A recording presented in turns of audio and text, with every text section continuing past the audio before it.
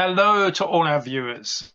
I'm David Charlambus. I'm the founder of reachingpeople.net, which is a project to help us understand people, communication, and behavior much better. Today, I have the pleasure of being joined by an old friend of mine, Joanne Henderson, who I met, I think, in 1999 on a NLP course. And Joanne is an expert in semiotics, which really is the study and meaning of signs and words. And anyone living in today's world will realize just how important that is. So, Joe, if you can give us a sort of minute or two background on yourself. Yeah, so like David said, I started studying NLP, but I never really applied it as he has done in dealing with people in terms of coaching. I more used it just to try and decode reality. So I'm just fascinated by meaning and how it's expressed. And I also read the tarot and teach English. So everything I do is connected to signs and symbols and understanding human behavior. Hey, now here's a question to get us Okay. started. Why are definitions and meanings of words so important? Oh my, there are multiple answers to this, but I would start by saying that a definition, by definition, must exclude. And we are currently living in a society where inclusion is the kind of key word. And you might think, well, what's wrong with that? But when you take a word and you stretch it to include other things, in fact, everything, the category itself is then no longer meaningfully exists. And then we have a problem that we can't meaningfully exchange because every conversation will become a semantics. So I use a word and you say, well, what do you mean by that? Or no, that's not that. And then the whole conversation becomes that, where we're just trying to establish ground rules So that it we never blurs, actually it get. effectively completely blurs and fogs communication, doesn't it? Yeah. Yeah, I remember watching that video the other day you sent me about the ambiguity problem.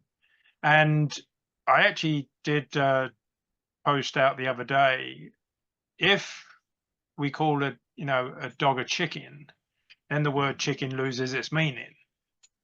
So, and we've experienced that in today's world. And any of the viewers can look at a number of words which have completely changed their meaning from 20 years ago.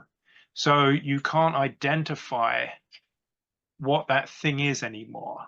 And it's No. almost, if you do, then you suddenly some kind of bigot or idiot or racist or any of the slurs that are thrown at you. Yeah. And Yeah. there's some false thinking. So the example that I've got that's maybe less controversial is the idea of beauty and the fact that when we get into a kind of politically correct position, we want to say everything is beautiful. And so if everything is beautiful, then that excludes nothing, meaning that it adds nothing to say that someone is beautiful. It's just like saying they are a person. So you've abolished that category. Yeah. And then people will say, yeah, but beauty is subjective and the definitions have changed over time. But that doesn't mean the category no longer exists. The fact that you can have a debate within a category and that there is subjectivity doesn't mean that there isn't some core essence Yeah. that everybody can recognize. And I feel like we're starting to abolish this idea that there is a core essence behind words and concepts. And So, I, so yeah, yeah, so to add to that, a word is a label, isn't it? So basically, the word isn't the thing, the word is denoting the thing. So if I yeah, use a word, I'm pointing at a thing. yeah, If that thing has a sensory experience, like it has a location and a place, it actually has, physical molecules, then I can go, right, that's a cat, that's a dog, that's a car, etc. When I start talking about respect, etc., it gets a little bit more blurry, mm, but there should be a kind of shared reality. But if all of those representations become so diluted, then effectively nothing means anything anymore, does it? Yeah, and I think what's specific about now, we've always argued about concepts and we've gone to war over them. For example, in the 16th century, when people went to war over whether, it was the transubstantiation of the host, the idea of like, what is the meaning of this ritual? That makes a difference between Catholicism and Protestantism and whatever. So we've always disputed concepts. But now we're starting to dispute material reality where, and of course the most famous category is that idea of sex, that is a man, that is a woman. And if the category gets just stretched to the point where it includes everybody who wishes to use that word,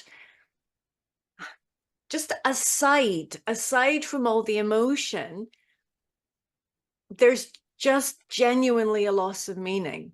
Yeah, and that's what's happened. And of course, it has. And the thing is as well that if you then try to orientate yourself to reality, there's this kind of shaming and craziness that goes on. I mean, even the Prime Minister in the UK won't even say, and because then it's trust the experts. And I've seen, politicians questioned on this, and they say, "Oh, I'm not a biologist." Yeah. So effectively, then, like everything else, is even meaning is then outsourced. Yeah. It's not that you can have inherent meaning, you will understand that. You literally then have to go and consult someone else, fake news, all this stuff. Now, I just called up a quote that really resonated with me when I heard it. And it said, when words lose their meaning, people lose their freedom. That was Confucius. And of course, that's what we're seeing, because if we can't define words collectively, then the people that do define words effectively control that. It's a bit like safetyism, isn't it? So, 30 years ago, many independent businesses could just get on with, not completely, but could get on with life a lot more. But now people can't even change a light bulb, Yeah. with that kind of course. So then that's an external control that comes in, and people don't realize that that's going on across the board. And of course, when you're governed, then this centralization of power, I think the words are almost, in my understanding, you can give me your opinion, the meaning of words is almost the foundation of our perception of reality. It is. It is. I mean, you do that in NLP, the idea of reframing things, of like, that was, in New Age thought as well, that idea of, or just what do you call something? So this is one of the uses of semiotics. For example, you're watching the news and somebody says, the rebels entered the city, the allies entered the city, the insurgents entered the city, the guerrillas entered the city. The word that you use directs you towards a meaning. And so that's always been the case with the media and the elites and so on. It's not transparent, it's not neutral. But if we're getting to the point where just things that before you didn't need to have any kind of expert knowledge on, just simply identifying whether something or someone is attractive or what somebody's sex is, you're in a position of total dependence. Yeah. Well, you see, you mentioned a few things there which really triggered a number of studies, memory for me, a number of studies I've been reading about how framing has such a massive effect on people's choices and people's thinking. So obviously, when they talk about illegal immigrants versus undocumented citizens, they know that there's a massive difference. So whichever way they want to frame a story, they will choose the words accordingly. And that's why when you look at a certain podcaster who took an alternative treatment rather than, the one that was recommended, the frame was controversial podcaster takes fringe treatment. Okay. Now, like, they could have said, most successful podcaster in history takes, drug that's been on the, approved list for 40 years. But they didn't choose those words, because what you're finding now is there's obviously the agenda becomes a lot more obvious. So yeah, it's such a fascinating subject. I think we're only going to be able to dip our toe in today. And there's a couple of things obviously we want to go through and obviously see why you think this is so important in today's world. Um, what would you say about literally, and I guess we've touched on it, the power of words, literally the power of words to create, really to affect thinking, to affect emotions, to affect lives. I mean, it's you can't, I don't think you can really comprehend how important the meaning of words are. Yeah, because they are okay, so I'm gonna I'm gonna go down a little bit of an esoteric path here, if you don't mind. So the planet Mercury, and the god Mercury, so was the god associated with language. And that was also because Mercury was closest to the sun. So it's almost like Mercury was the translator of the sun. So you've got the life force, and then Mercury is kind of taking it in and putting it in a form that humans can understand, which I think is really kind of poetic. And language does that. We're trying to communicate things that are abstract, that are strange, that are emotional. And we just have these kind of sounds that we can place consecutively in order to communicate.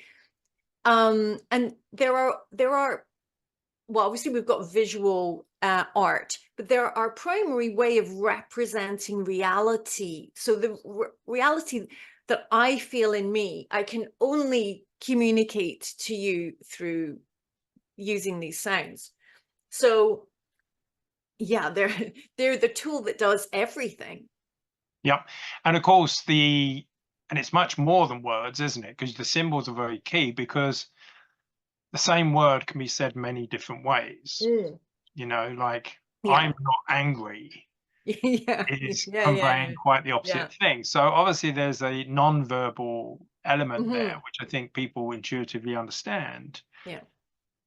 I've been studying this quite a bit recently, and one of the books that I went through was called Magic of Words by Jonah Berger, who's a behavioral scientist. And I've extensively been down this deep dive in behavioral science the last 4 years, and it's quite astounding what I guess just the big data that they have now is that they can crunch so much data that they can come out with conclusions. So there was one part of the book where they said they could literally they studied, I think it was something like 10 million emails, and they weren't looking at the message, because the message, 100 people could tell you the same message, but each one of them would tell you it in a slightly different way. And what Mm. they found was, by the use of structural use of language, they could predict who would get fired and who would get promoted. Mm. Okay. Now, that was inherently in people's use of language. But if we are starting to be forced to use pronouns a certain way and everything else, then we lose the distinctions between each other, because we're forced into a structural use of language rather than our free autonomous use of it. So it's almost like, when you start thinking from that perspective, it's almost, as Confucius pointed out, people are losing their freedoms. They're losing almost the freedom to express themselves using specific words, which then will get them, via classical conditioning, to stop thinking that way. Yeah, yeah, because you're always trying to achieve coherence, inner coherence. That's how, well, body language experts talk about it. Those incoherence. I'm saying one thing, I'm saying that I feel happy, but my face is telling a different story. Or whatever. We're always trying to achieve this, and and in order to solve this kind of constant pain of being in incoherence, I guess you're going to try and silence the part of you that's in conflict with the script that you're just going to have to use. And so Yeah, you end up suppressing yourself. You end up losing yourself, yeah, essentially. yeah. Well, you're forced. It's almost like the difference between a road, or a sort of motorway road system in a country, and a railway Mm, track. So on the roads, you've got a certain amount of freedom, because you can go down A roads, motorways, all these side roads. mm, But on a train, you've got specific railway that you you know, the train can't veer away from that. So it's very Mm. predictable. And this is when I was on a radio show the other day talking about this, and they were saying, "Oh, we've got to get Starmer out." I said, "But you're just changing the train driver, Mm. because the train is going to a specific destination on tracks that have been laid previously," as Neil Oliver tweeted, which was very intuitive understanding of really how the behavioral science is controlling people's. And behavioral science is just a tool. It's not good or bad, but it's very revealing to humans. And obviously, words are a big part of anything when you start talking about behavior and psychology. And there was something that we spoke about earlier around the sort of natural law. Mm. And if you could sort of expand on this concept. Yeah, so this actually, I've got a friend in France who's got a PhD in law, and she used these terms, and I asked her to explain them to me, and I was, oh, that explains so much. So natural law is supposedly the system that we have in the UK, and with jurisprudence, and the idea that law is immanent in the fabric of reality, or so there's something called justice. There is fairness. It's within the hardwiring of humanity, and perhaps beyond, and that we try imperfectly through to get there, like an artist trying to capture the light on the mountain, knowing that they will always fail, but it's out there and they're trying to capture it, and that there's something called justice and there's something called law. And then there's legal positivism, which is the idea that actually justice itself is just a made up human concept. It has no meaning other than that we give it. And so all laws are just human made things, and they don't need necessarily to be just. They simply need to be legal. They simply need to be coherent within the system within which they were devised, if that makes sense. Yeah, now there's a few things to. Now, I think it's going to take me a good few months in thinking about this to really come to a sort of refined conclusion. But the few thoughts I did have when we were talking about this was, it reminded me of the capuchin monkey study, which has been replicated in most animals. Which, if you free, and it's a very funny video that you can watch if you search on any of the video channels for capuchin monkey and reward. And the monkey would do a task, and then the researcher would reward the monkeys with like a cucumber. But then what happened was, if they rewarded one with a cucumber and the other one with a grape, when they were both getting cucumber, it was okay. But when one of them was getting a grape, the one that got the cucumber realized the inequality, and it threw the cucumber back at the researcher, which is the sort of funny part, because it just literally, you know, throws this cucumber back. So what happens is that it's almost like there needs to be a norm Mm-hmm. that's there for us to know that it's being violated. Now, you could argue that most people would know, you know, inherently what's just and what's not. But then if you look at a lot of civilizations, it's almost like if there's a large enough number of people pushing one way, then people generally adopt those moral values. So Mm. you look at the Spartans, for instance, which some would argue mirrors a lot of today's society, which you would have you know, there was some grotesque things that went on in Sparta, but it's almost, and it was pretty much, from what I can tell from the research, a totalitarian society where if a couple had a child, they would have to take it to the elders to decide whether it was fit enough to live. And if it wasn't fit enough, they went and put it by a mountain, and, you know, and it would basically have to fend for itself. And then they had slaves and all these other things. So it was like this microcosm society where it was being controlled and governed by almost these moral values, which is far away from what we have today, and quite disastrous, really, one might say. But it's almost like people then adopt it, and people don't think about anything about it. And it's like when you look at passports now, you know, 150 years ago, there were no passports really. And now we don't even think twice about it. So it's almost like there's a number of things that would happen in society which you wouldn't notice, and then it's almost like there is an inherent hardwired equality, Mm. whereas if we really treated badly, with others, we would tell. But the power of conditioning, and indoctrination is so strong, isn't it? And Yeah. obviously words are a big part of that. Yeah. And Sorry. I was just going to 2 more points, but if you want Yeah. to give your No, I opinion on. just want to say quickly, in semiology, we also call that normalization, when you repeat something a number of times and then it becomes a norm, Yeah. essentially. Yeah, Yeah. and the norms are really key, because it's almost like when a word gets created for something, it inherently has a norm. Mm. For instance, they've been having these, I can't remember what they're called now. I saw the picture of them, but there's like groups going around towns now normalizing heart attacks in teenagers, which is, once this concept comes up, then everyone starts to accept it as being a normality when it is not a normality. Mm. You look for the numbers from decades gone by, it's absolutely insane. But that's what happens, is that the adaptive unconscious, which is that part of our mind that adapts to surroundings, adapts so quickly.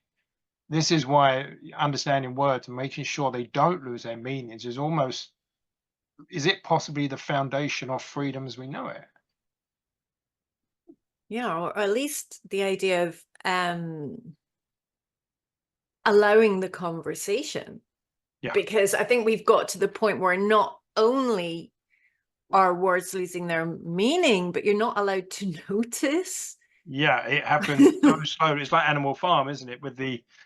So the two things about that natural law versus, what was the other one? Illegal positivism. Legal positivism. So basically, if we look at and you've only really, again, got to pick up a history book as well as realize that governments almost always pretend to be on the right side of history. That tends to be, so that happens. But yet, when you look at history and all the wrong that's been done, it's generally by a state. So if we look at the Rosa Parks incident, okay, that was the law back then. Okay. And if you look at what happened to Alan Turing during the Second World War, this man, by all accounts, was instrumental. Whatever we think about what really happened in the wars, he certainly was portrayed as a hero, but then his own government sort of almost betrayed him, because of it was illegal to be a homosexual at that time, so they chemically castrated him, which led to his suicide. Now, and you don't have to go back far. And I think there was a post, and I don't know how true it was, but it was 50 years ago, sort of this month, that a woman could sign for a credit card without a male signature. Okay, now you don't have to go back far to see how the natural law clearly, whilst I think it does exist under certain elements, Mm. I do think that a lot of law is created by people, by men and women, and it really depends on what experiences those people have had and what their thinking is for whatever that law ends up becoming. Well, I think it's a little bit like the nature nurture argument in general. Like there are things there, nurture has a huge domain. There's so much you could do, but there are limits. Yeah, There are limits. There are things that are innate. There are hard boundaries. yeah, And we might not be clear on what they are. I think 100, 150 years ago, it was just a generally accepted truth that men were superior to women, not just stronger, but maybe superior in kind of every meaningful way. I mean, and that no longer seems to be just the case.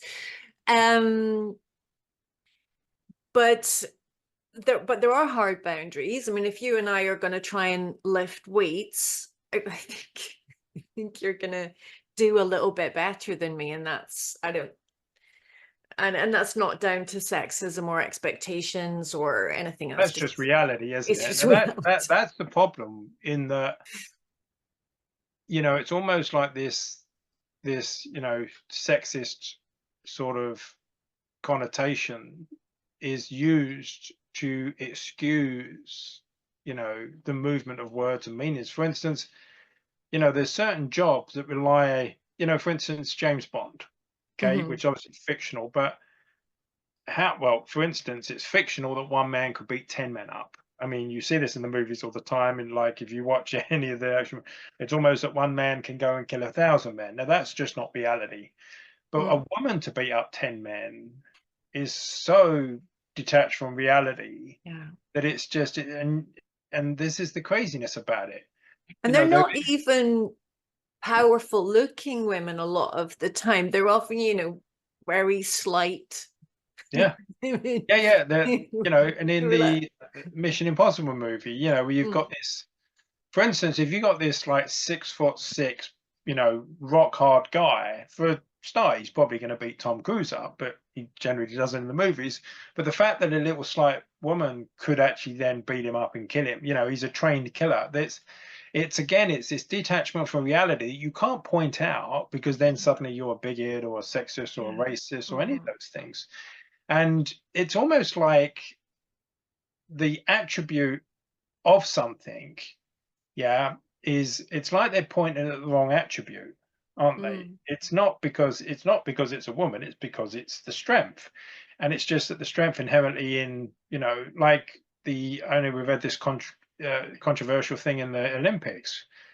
And obviously in the MMA, they had some instances of literally people identifying as women and then beating women up in a ring, which, I mean, like if that happened 30, 40 years ago, there would have been, 10 times the public outcry that there is now.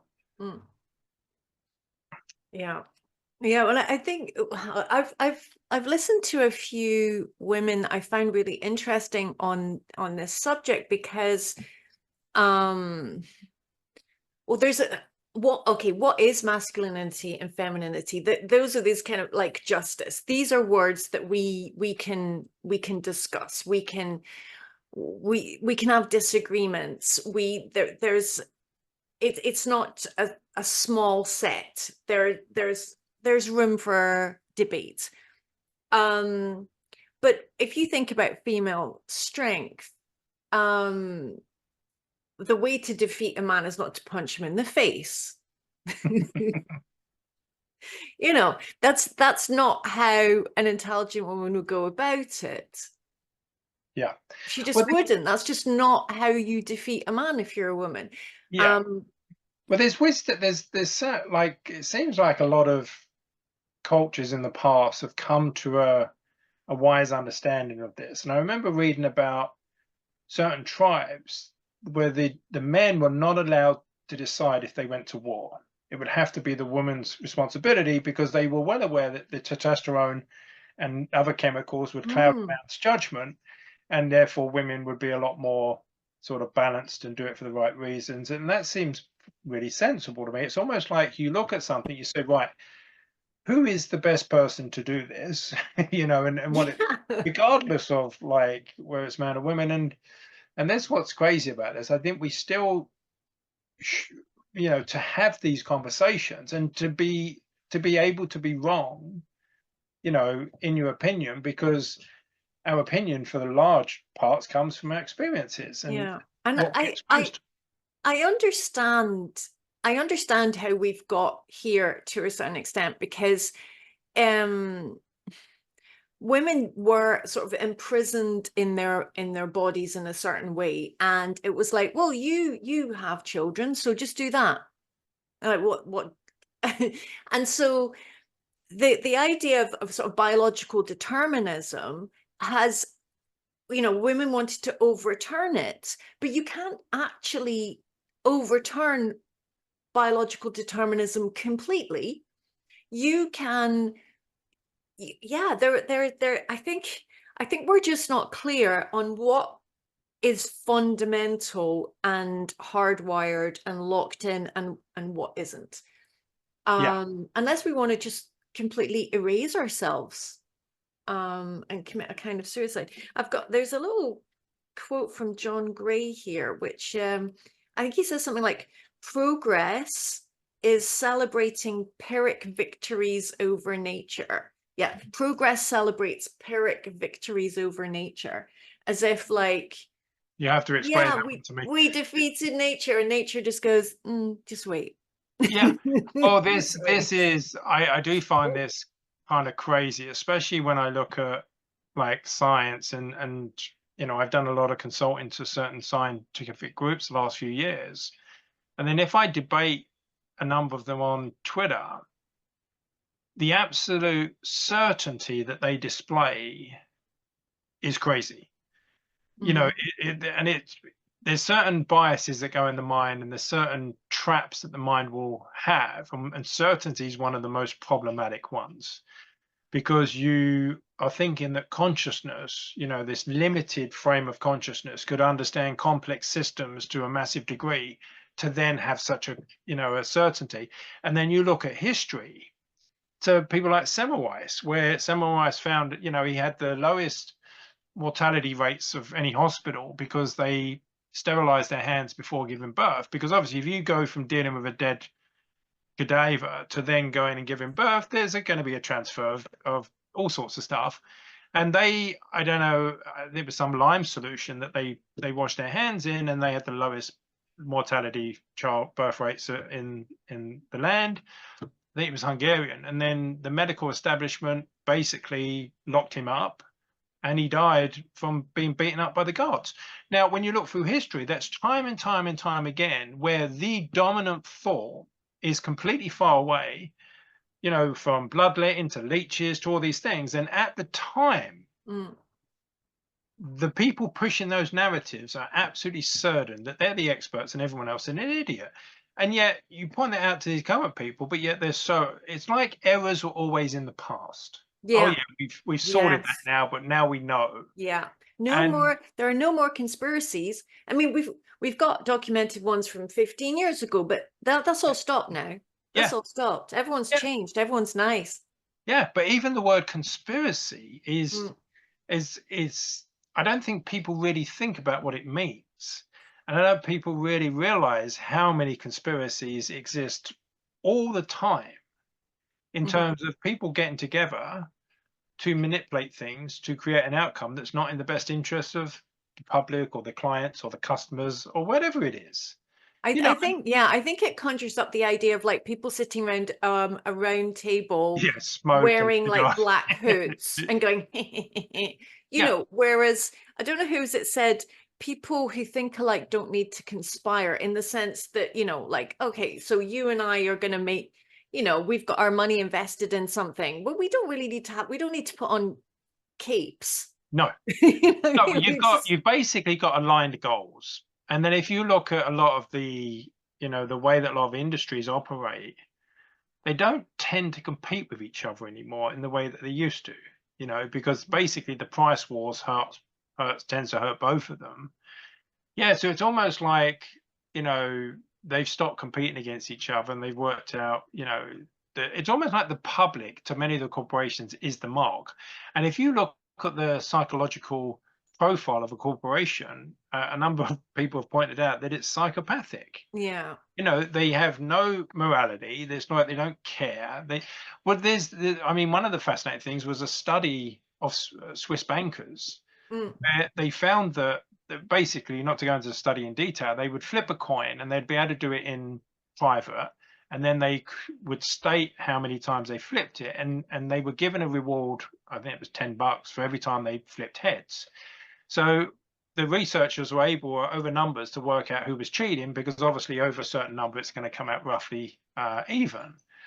Now it turned out that Swiss bankers, when they weren't reminded about being bankers, and that's the power of words, when they were just given the study, they flip it and they were pretty honest. But then when they were reminded about being bankers, they cheated, Wow. which is basically showing the inherent normalization in the banking industry is to cheat. But the Yeah. funniest part of it was that they cheated more than prison inmates. So in fact, they were less honest than convicts. The convict would say, I better not cheat too much because I'll get found out. Where it's almost like the bankers say, well, we're just going to push for max profit. You know what I mean? And that's the thing. Normalizations are so key, Mm. and and words play a major role in that, do they not? Because they almost set inherently. Because, well, I guess if we said something, we gave it a label, Mm. then it's almost that however people are conditioned to understand that label dictates that norm for that group of people. Is that a fair Yeah, comment? and things become entities over time. So, you know, I mean, that's how marketing and branding works. So you've Yeah, got a word, you know, the first, I don't know, like Louis Vuitton bag had no aura around yeah. it, but then you build up that aura over time, and then in a sense, then the word itself has value. I mean, people will spend more on a product that just has a different word sewn into the label, Yeah.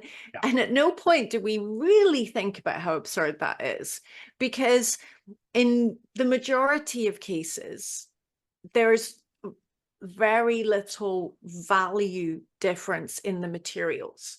There Yes. used to be a time when there was a big value difference in the materials or the craftsmanship, and there's still some, but it's not connected to the price. So Well, it's just the aura of yeah, words. it's almost like it has become disconnected now, because I remember reading a book recently called Alchemy by Rory Sutherland, which is really a great book because I mean, I think the behavioral science has been used in a lot of bad ways. Rory tends to have quite a lot of faith in humanity, but he's also does realize there's some problems there. But when he talks about brand, he says that if you go and buy a Samsung TV versus like a Wingway, which is just a name he's made up, Mm, he says you're going to feel more confident in Samsung because if they've sold you a dud, then their reputation's at stake. hmm. Yeah, on a mass scale. If they so Yeah. that's really what you're paying for a lot of the time. It's almost the confidence that they've spent the money in the research and they've got a lot to lose.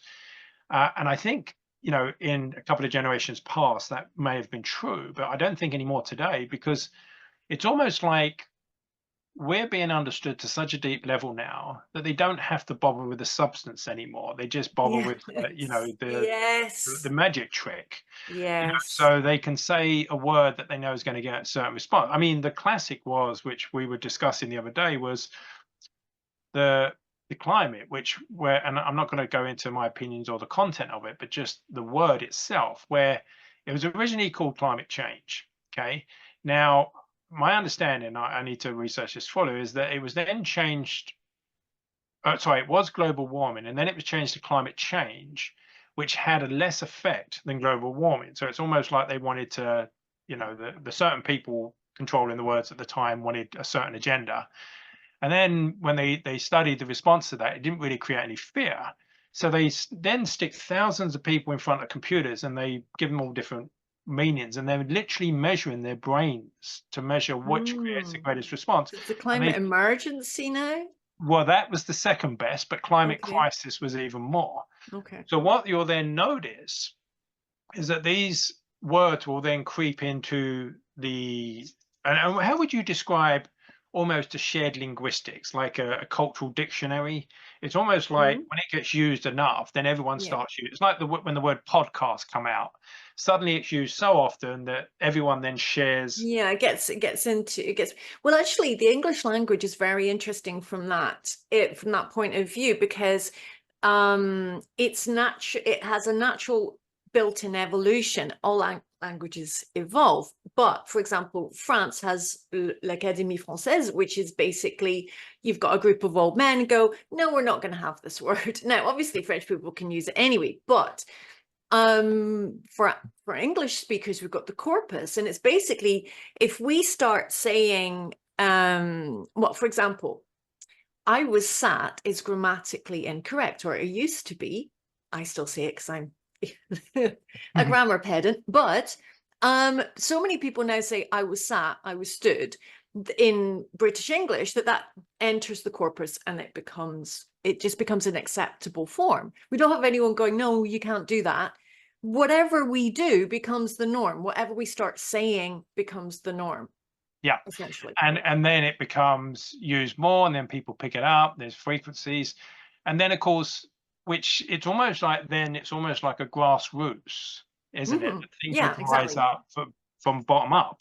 However, Mm. we don't live in that world Yes. anymore because things now become top down. So what you Hmm. have, and I've mentioned a few of the sort of studies that go on, is that when they were working out the messaging during the pandemic, they ran large scale studies where they worked out which message would affect people and influence them more, whether it be the don't kill granny or courage message, guilt message. So it's not like they're naturally producing in messages anymore. And of course, you can argue that deciding, effective messaging is one thing, but it's what the intention is behind it, I Yeah, and it's a think. constant real-time marketing exercise on the population where Yeah, you're just being tested. Oh, what kind of reactions do we get? What kind of retweets do we get, et cetera, et cetera? And they're just that constant data set being looked at. And obviously it's going to be looked at by influencers of some kind. So people want to influence you to make a purchase. Okay, but what else? yeah. What else? Well, that's a big part of the problem, is that who benefits. Hmm. And incentives are a major part of this, and we could probably do a number of series on this. And I think, to the viewers of this, please, either comment under here or message us at reaching people, info at reachingpeople.net, how, other topics you want to discuss about this or us to discuss, because it's almost like this semiotics really covers, you can't literally communicate and not be touching on this subject, can you? You know what I mean? Because No. it's whether there be symbols, which are really, really powerful, as we know, because a symbol is even more, I think, powerful than words in a lot of instances, because you don't even have to read it. It's like Yeah. instant. And And unconscious. Because the exactly, conscious mind's pesky. The conscious mind goes, oh, I don't know, do I agree with this? Whereas the unconscious mind just absorbs. It's your toddler brain that's just going, oh, nice. exactly. Now, I was watching, I will do research now by watching TV shows, and what I will look for is what are they trying to sneak in the back door? Mm-hmm. Mm-hmm. Because Yeah. there's a thing, and this is, we'll cover this again, because obviously there's the story aspect that's very key, but there's a Mm-hmm. thing called narrative translation, I think it's called, which is where they will contact, for instance, if I give the example, designated driver. So you had, this was a term that was in Scandinavia in the 20s and 30s. And then the Harvard Alcohol Project picked this up in the 80s, and they contacted Hollywood and ABC studios, etc. And they would have the writers write in storylines to bring Mm-hmm. this word, two words in, Mm-hmm. Mm-hmm. obviously from that, to then give the meaning, so it then becomes part of the Yeah. So collective major language. exposure. Mm-hmm. Exactly, but then it's the conditioning to give it a positive association, etc. Mm-hmm. Which you can argue in that instance, to have people not drive when they're not Yeah. able to drive is not a terrible use of that. Yeah. But where does it stop? Because then what you have is that you look at Dirty Dancing, and whatever your views are on abortion, is that Dirty Dancing openly was admitted to be written to make people acceptable, more tolerant of abortion. Mm-hmm. Now, so it's not the main storyline. It's actually the sub Mm-hmm. storyline, because if it's the main storyline, you would have that conscious sort of push where you've got to think Yeah. one way or another. So what you've got is these sub storylines that are going on below conscious awareness a lot of the time, that you're just absorbing. And I was watching one show the other day, see if I could spot, and I was like, God, I can see Microsoft sign everywhere. Okay, but only Mm. because I was looking away from the Yeah. focal point. So, like a magician, Yeah. Darren Brown will say, "Look at Mm. this." Right? You look around. So I'm looking around. I'm seeing the Microsoft label everywhere, and then I look on the credits, sponsored by Microsoft. So what you've got is they're creating these associations. But you see, what's going on is that these associations are unconscious. So then what happens is, because they don't reach conscious awareness, we then, and this is all of us, including myself, then when we come to a thought, we think that we've consciously chosen that Yeah. thought and that no one else has influenced that. And we could quote 1,000 studies to show that isn't the case. So this is where we're talking about that top down is almost like a group of people in a room can decide, right, we want this to be popular. We want this to be what people want to accept. And you've only got to read an article. And if you read it with a critical eye, you can see that it's no longer written as objective journalism. It's written with an outcome in mind, Yeah, but I think that isn't it? So, journalism's gone. yeah, Essentially, investigative journalism is gone. It's messaging now. And in fact, there are instances where the journalist has actually, I think during COVID, they were talking about, oh, we feel like our messaging needs to be stronger. And you're going, oh, really? That's interesting, because that's messaging comes from marketing. That's what it is. It's like, this is Yeah. good for you. That's messaging. Yeah. Yeah, well, That's not that's the journalism. difference now, because I was very impressed watching Cheryl Atkinson's TED Talk, and she's written a book called Slanted, which I think is very powerful. You know, she has certain views which some people won't agree. I mean, her political affiliations or whatever people might not agree with, but she talks about being an objective journalist, and her job is to basically present the story and for you then decide and make your own mind up. Now, with that in mind, you're always going to be somewhat biased, you know, unconsciously. But the problem Yeah. is that when you're consciously biased, it's almost like you have a target. And she mentions that the journalists are now trained to be pushing an agenda, Yeah. not to give people the fact.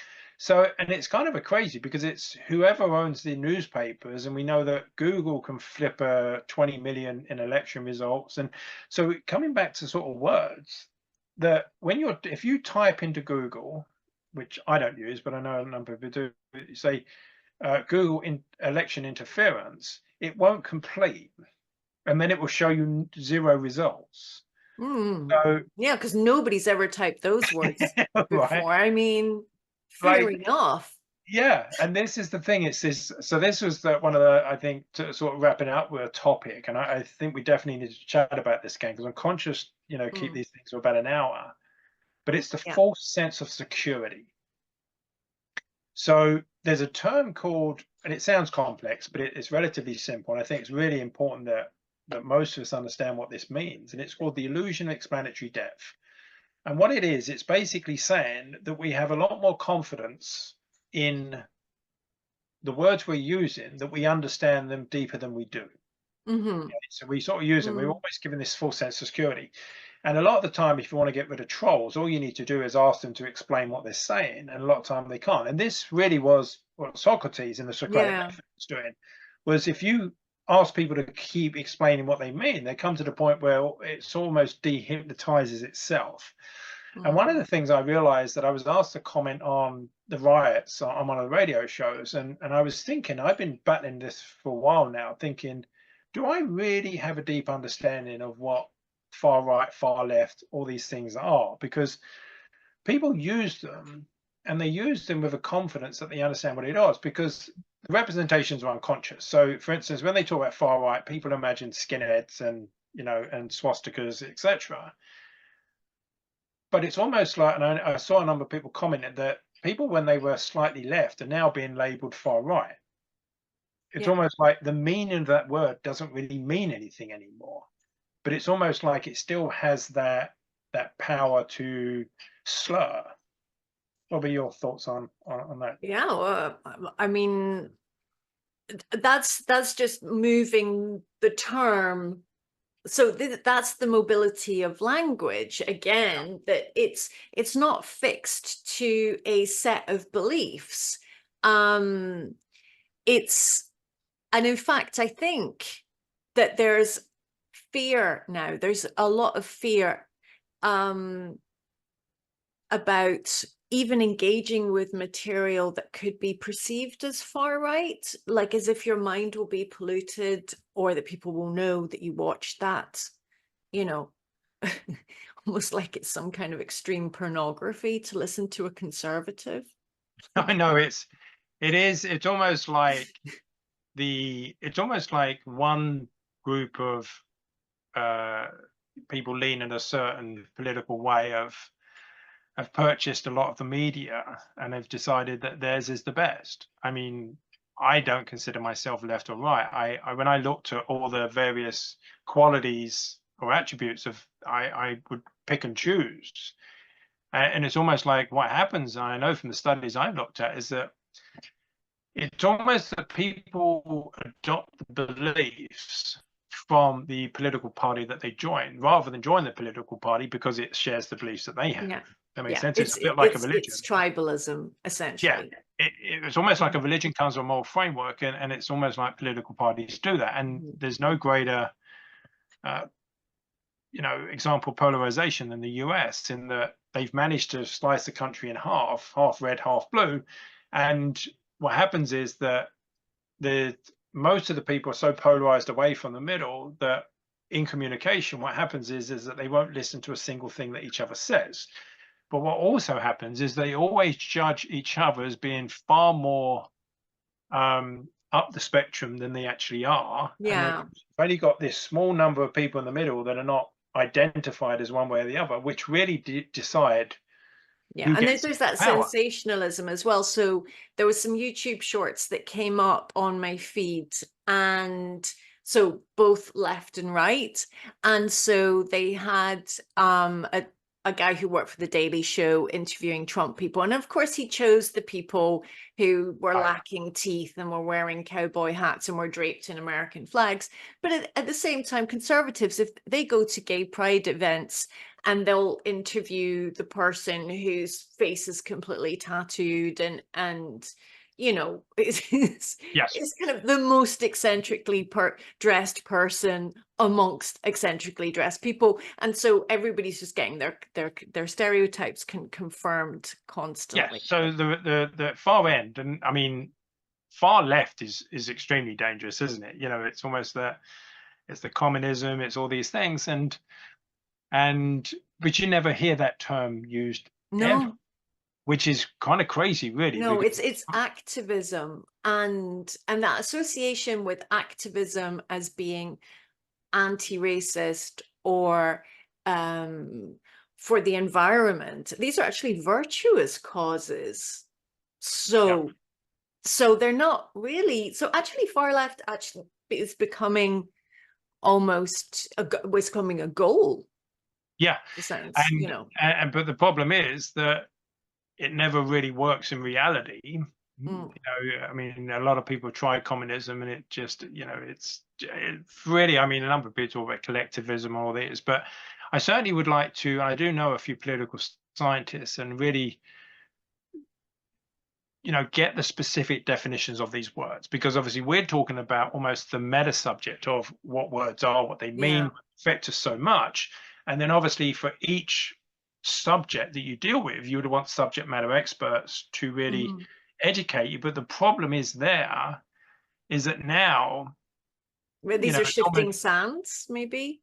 well, it's one of those things. But the other thing is that the experts that you're given as your search results are Yeah, almost the state approved experts. yeah, Obviously, that's very problematic, because whenever for instance, I was looking, so the Mindspace document, a number of people might be familiar with. It's a UK government, pretty much the handbook on influence and manipulation to manipulate the public. It's given to all the departments in the government. And Mindspace is an acronym, where each letter will represent a way to influence people. And I was discussing this on a podcast, and I was talking about the M, which is messenger. So we tend to listen to who's saying something more than what they're saying. So obviously mm, people listen to experts, etc. Now, it's quite wise. For instance, if my car breaks, then I'm going to take it to the car mechanics rather than the curtain manufacturer. That's makes sense. The problem is that when incentives and agendas and everything else comes into play, that in the 50s and the 60s, the doctors would sell you cigarettes at the bedside. yeah, Okay. And then you would have, most doctors smoke Camels and all these things, where the doctors were literally the experts who would tell you to do something that was obviously not good for you. And now the experts again are being used for the opposing message. So mhm, I think it really should be instinctive to people that if someone's getting paid to say something, then they really can't be trusted. And there's a great clip that Jimmy Dore I saw the other day, where he says it's almost like during the pandemic, you were like chastised for asking questions, mm, or even doing and it's like do your own research is taken on this negative connotation, where he said, imagine going, you say, I'm going to go buy a car, but I'm going to actually look up it beforehand, and someone saying, what are you doing? Don't do no, the research trust the yourself. Trust the salesman. salesman. Yes. And it's like, well, hang on a minute. The salesman's incentives are completely different from yours. If the salesman's incentive was to sell you the best deal for you, that's different. And I think that's why that's really a lot of It's fields a now. lot of political naivety as well. Well, Yeah, like, why wouldn't the government want our best? yeah, The best? Well, yeah, but yeah, but they're thinking on a different scale, for example. They're not thinking at the level of you in your house, in your town. yeah. Um, Well, this is the thing people don't realize. When you work at a pension firm, and I consulted to one many years ago, like people are numbers on a spreadsheet, okay? And when mm, those people disappear, the company makes more money, okay? yeah, When they're so detached from that, and studies show this time and time again, when that gap between you and whatever it is you're dealing with, the bigger that gap comes, the less concern people have. yeah. You know, they just become in fact, the key in divide and conquer is it when people are dehumanized, that's when problems begin. You know, Well, and and there was a lot of that during COVID. It was yeah, really disgusting. yeah. Yeah, Really disgusting. it's almost like there was a moral morality bypass going on, and I interviewed Gary Mm, Sidley, who had with a group of experts had sent like real experts that Richie had morality, and I always look at if someone's putting their career on the line to tell you something, they're the people to listen to. The yeah. ones that are getting paid to tell you something, really, that's not that valuable in my Mm, essence, in my sense, from my experience and looking at the research.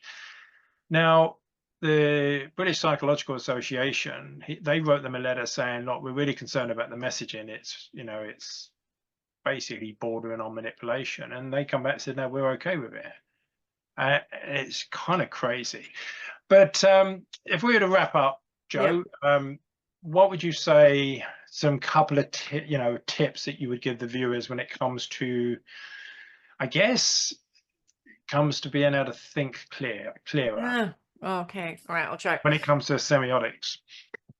Um, Is it almost know what a word means and don't just assume? yeah, I mean, know what a word means. And then also, like the example I gave with the news story in the beginning, if you look at different news stories and, from different political perspectives and the word that they use to describe a person. So, for example, the army, are they the victorious army? Are they the rebels? Are they the attackers? Are they the aggressive force, etc.? That tells you just as much about that armed force, tells you as much about the messenger who is speaking. And then you realize, actually, I don't really know enough about this conflict to know what the right word is to use. And actually, maybe all of those words are right, depending on your perspective. If you're a member of the army, or if you're a citizen getting of that city that's being, invaded, whatever. Yeah, And then the other is to familiarize yourselves with principles of critical thinking, because while we cannot be experts in everything, I can't, I'm not, I don't have enough life to become an aviation engineer and a medical scientist and a surgeon or whatever.